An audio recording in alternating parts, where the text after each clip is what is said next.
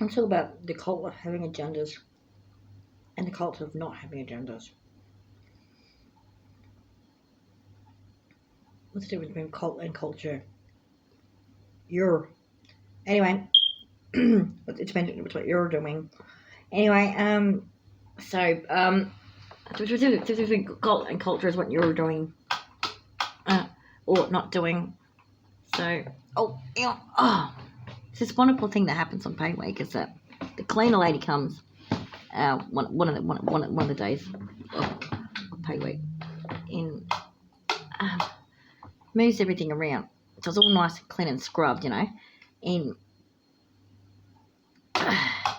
it means the kettle's slightly on a different angle to what it usually is.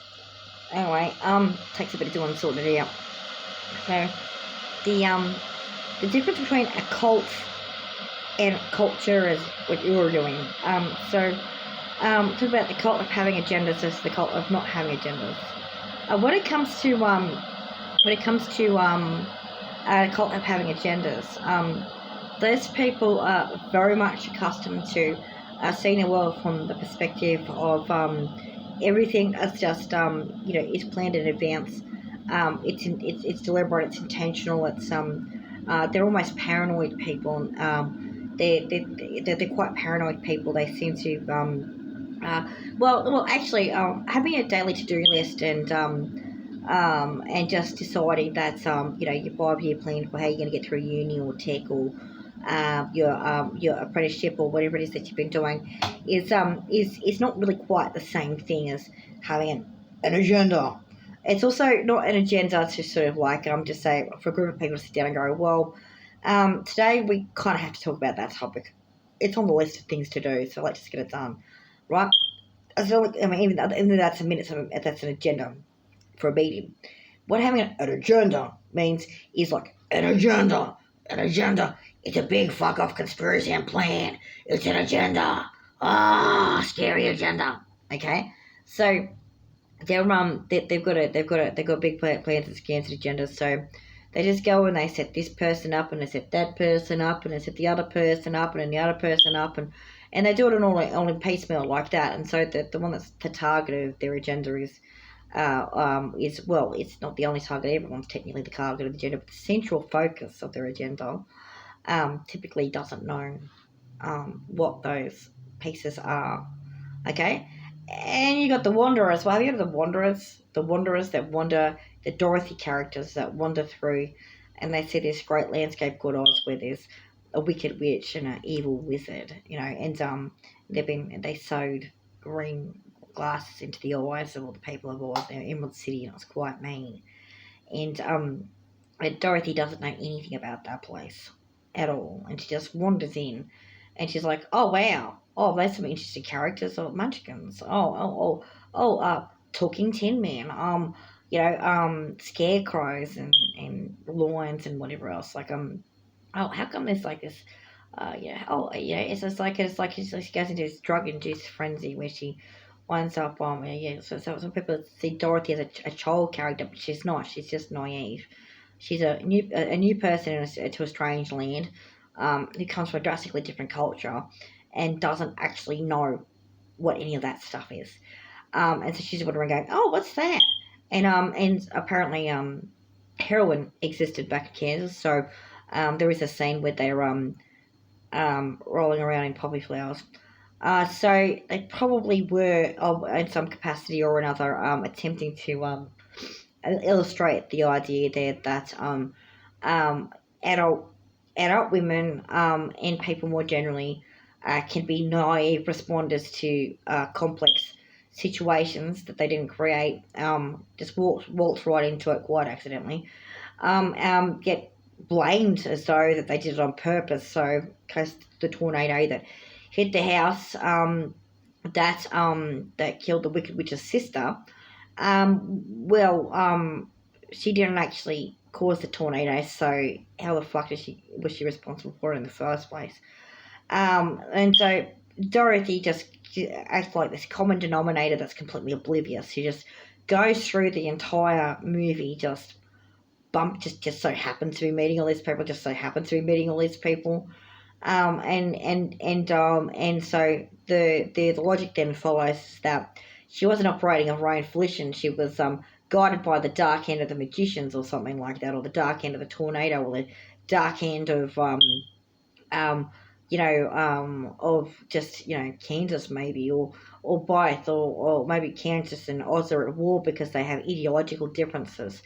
Whatever the case might be, is that Dorothy doesn't know what the heck either of them on about. She doesn't understand the culture of Kansas, even though she's from there. She doesn't understand the culture of Oz. She's really a character that's neither of them, and she's just wandering around accidentally bumping into those characters and just accidentally doing those things. And it really is accidental. She just so happened. Oh, let's just, and then she went there, and then she went there, and she went there. No idea.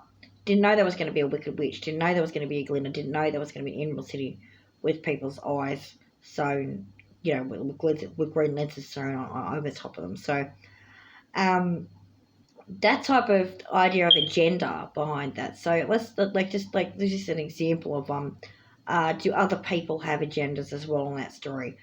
Well, it turns out that Auntie Em and Uncle Henry and the three uh, uh, pig farmers, the uncles maybe, or just farm hands that work there, didn't have an agenda to do anything other than raise pigs in abject slavery in conditions where if you made the meteorological history of the place, you wouldn't build anything there, let alone a farmhouse. So they're not too bright for having their farmhouse there. Let's put it that way. Kansas is known as Tornado Alley for a reason. So they're like, what do you think was going to happen, right? And so and then they don't really have an agenda so much as they have a habit, a cycle of business that they do, which is the pig's life cycle and how it relates to the farming community's way of doing business. And well, as for the crazy lady on the bicycle, who becomes the witch that gets smashed by the house in the tornado scene, she doesn't really have an agenda so much as she has a series of overblown emotional reactions. She finds Toto annoying and she wants to control. So she threatens Toto, but it really doesn't amount to much because it doesn't work out well for her anyway. And so that one doesn't really have an agenda so much as a series of reactions. And then there's the guy in the Gypsy trailer. Now, the guy in the Gypsy trailer is there with his crystal ball, and his great plan apparently is to go around Kansas and grift people. No offense to gypsies, but like that's what they called them back in those days, those caravans. And Glenn was to grift them, and like to get some money out of them by doing a reading of their future using the crystal ball type of thing. And so that particular thing, I was just like, well, does he have a great plan in the Kansas and does he have a great plan or agenda? Well, no, he doesn't have a great plan or agenda. He has a habit, and his habit is that his business is to move his caravan or trailer from place to place and grift to grift, and that's about it. So he's not really, as far as anyone knows, engaging in some kind of great agenda. If it is, it's completely occult. It's obscured from you and you can't see it. And so when Dorothy gets transported to Oz, and the one with the bicycle passes away, and she goes on a big journey, and there's strange characters that you couldn't, like, at that point you go, well, there's something a bit unrealistic about that, obviously. And then so who has the agendas? Well, the Munchkins don't have agendas. They are a form of disability discrimination. So the Munchkins were a means by which people in the 1930s and 1940s engaged in mockery of people with short stature. So technically they're dwarf adults who probably would probably be very, very happy that Tyrion Lannister was played by Peter Dinklage. Quite frankly, even though Tyrion Lannister wasn't the nicest character in the world, he wasn't a child and he wasn't shot out of a cannon. They'd probably appreciate that. They definitely don't have agendas in that one. Scarecrow before that was just standing in a field, maybe made from straw. So there's not really an agenda there. It's not really seemed to be an agenda with Tin Man or the Lion either. They're just along for the journey apparently. Okay. The people of Oz are obviously under some kind of mind control slavery, so you can rule them out as having a gender as well. Usually as a guys, you probably find the plebeians are the ones without agendas more generally. Yeah, that pattern seems to be consistent. The flying monkeys, yeah, they don't really have agendas. They're more like slaves to the wicked, which is aggression, which is partially motivated by the fact that she just lost her sister. So, yeah, you don't really get to blame her for that. Like technically she was terrorizing Oz, but how come she's the terrorist when the wizard was the wonderful Wizard of Oz was had put sewn their eyes with green glasses?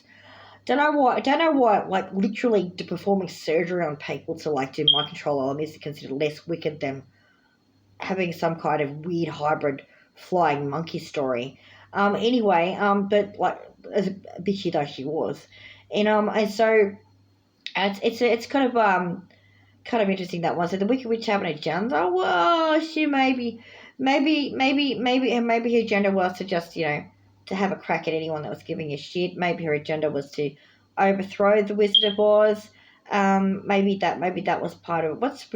What's really strange is some people have noticed that Glinda was the one with the agenda. So Glinda's the one that appears at the start. She's all love and light. She's all sparkly. Okay, and she's like your fairy godmother type character. And everyone goes, well, Glinda's really freaking nice. Everyone loves Glinda. Right? Well, what was Glinda's agenda? Someone noticed this in a different YouTube video. What was it? Hang on. The two female witches dead. The Wizard of Oz. He flies out of Oz in a hot air balloon after he gets busted for using technology to scam people. So that's the other thing too. He wasn't a real wizard. He was more of a technomancer, which makes you wonder about those text reel guys a little bit more. Is it a text reel is really an analogy for the Wizard of Oz, maybe? The other thing too, is okay. What was his agenda, other than to completely enslave the entire population so he could look more special and wonderful than he really was? Does it ring any bells to anyone? Like you might have seen AI videos lately, or someone who is from the USA, but was born in Pretoria. He creeps out by that a little bit. Does he think they fancy himself as Zardos, maybe? Is he Zardos? Like, Text Girl's got no power over you, darling, no matter who you are, okay? Anyway, so the agenda, the AI transhuman agenda, maybe? Technomancy, maybe? Okay, then. Okay, well, we just won't run into that too much. Okay, what else is there? There's also the issue of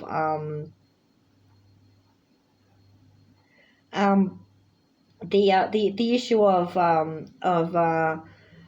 sort of military culture that comes into that as well. Does he have military technology? Well, he's playing with lots of bells and whistles to trick the populace into thinking. Does it make a smoke come out to smoke and mirrors and whatever else? That's Zardos for you with his smoke and mirrors. He lies to you. Zardos lies to you with his smoke and mirrors. So anyway, so Glinda, huh? Glinda had an agenda. Was that to take over Oz and be the boss lady there?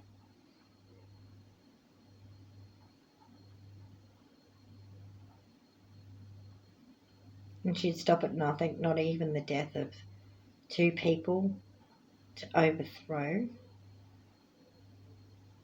or aliens or whatever, to overthrow Zardos. In a sequel to Wizard of Oz, is there any chance Glinda's sitting there on the throne of Emerald City? Did they ever take the green eyes or glasses off the people of Oz? They never mentioned that. Dorothy does go back to Oz later, and there's some weird characters on with these bicycle monsters or something. What are they doing? What are they trying to tell people? What's the agenda? Is there an agenda behind Wizard of Oz? Is it cult conditioning of its own kind? Is it Illuminati cult programming? Do they want people to see dwarves as children? Are they creepy?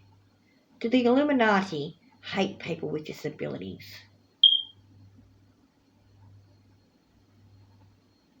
Probably. Okay, I'm sure, why not? Well. Go on. How much was that? Oh, that was believed. We don't know. Did you believe any of it? Okay. So, with agendas and stuff like that, okay, how come the Wizard of Oz is the same guy that was in the van in the Kansas scene with the crystal ball? It's because he's the one that wants you to think he was in control of Dorothy being transported from world to world. He used his crystal ball to do it. He used Palantir, dang it, who's Sarah Man. Right? You see what they're doing now?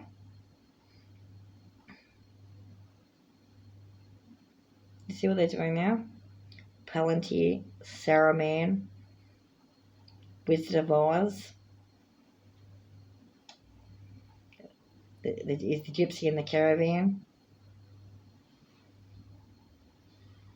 He's got a bunch of smoke and mirrors up, so you think he's the wonderful Wizard of Oz when really he's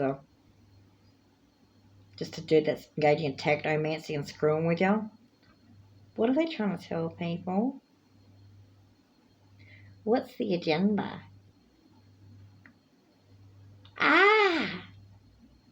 The agenda is Glinda's got one over you, slut. You don't know anything because you're not an old bitch like Glinda. Glinda was the bad girl the entire time. Suck shit, bitch.